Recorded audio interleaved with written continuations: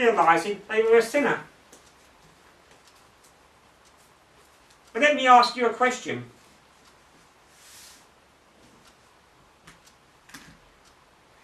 If you went up to a...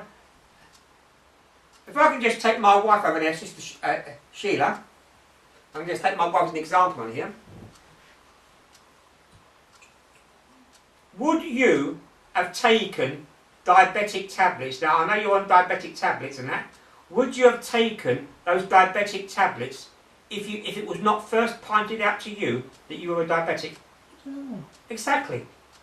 Now, can you just imagine someone coming up to a person and saying, oh look, I've got a cure for cancer. You need this. There's a cure for cancer. Would anybody take it? No. Why? I don't think they got cancer to begin with. But first of all, you've got to diagnose it. So first of all, you've got to tell people that they are a sinner. And that takes love, because no one going to be like being told they are a sinner. Some people say, you don't love the homosexuals. Man, I love them. I love them. I love them so much, I don't want to see them go to hell. And I love them so much that I have to point out that their lifestyle is an abomination unto God. And they might go into some church and get a white collar, but all they're going to get in the end is a red fire in hell. They might have a name in some church roll, what they call it now, in some church members list. They might have their name there, but their name's not in the Lamb's Book of Life. So we have to point out to people what sin is. And then they can see their need for salvation. That is why today we've got so many. The church is spread up with weak people that go to church to be entertained. They've never heard the gospel, because seeker-friendly churching, what do? They don't mention the cross. They don't mention sin. They just come in there and they entertain the ungodly into the church.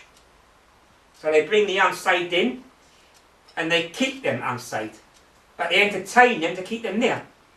And then they get mega church with about 5,000, 8,000, 10,000 people that come there purely for entertainment, because they've never heard the gospel. Some of them have been baptised. They went in the water a dry sinner and came out a wet one. Because their life has never been changed. Because they've never heard the truth. They might as well just have had a bath and done with it.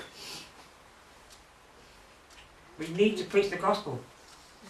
When we realise what we were outside of Christ, what we really were. Oh, I love Jonathan Edwards' sermon, Sinners in the Hands of an Angry God. I love that message. Not many people preach it today, but I love it. And get it downloaded from the internet and read it. It really shows where man is. And but this is what we've. So basically today we have. So in very. We're talking about Hamartiology, the doctrine of sin.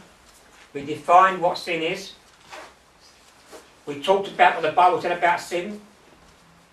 We talked about the facts of. We talked about the entrance of sin in the world and how it came into the world.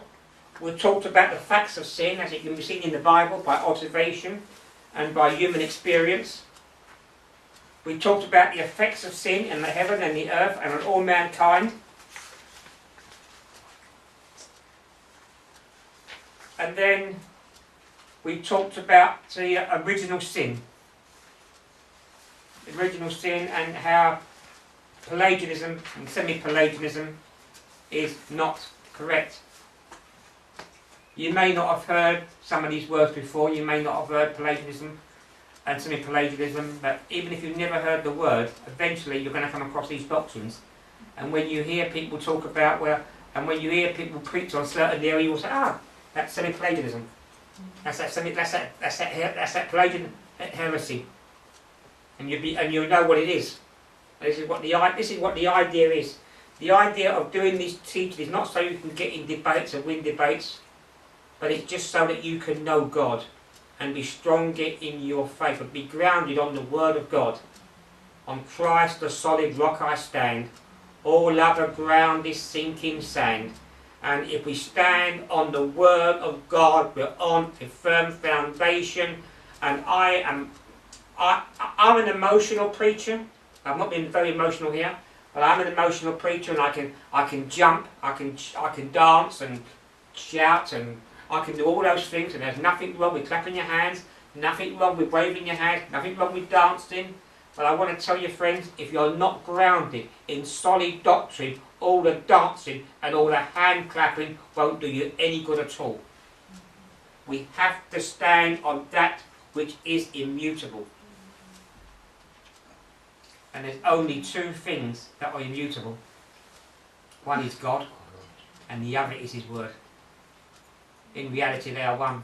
God is immutable. It's in Malachi 3:6. I am the Lord, I change not.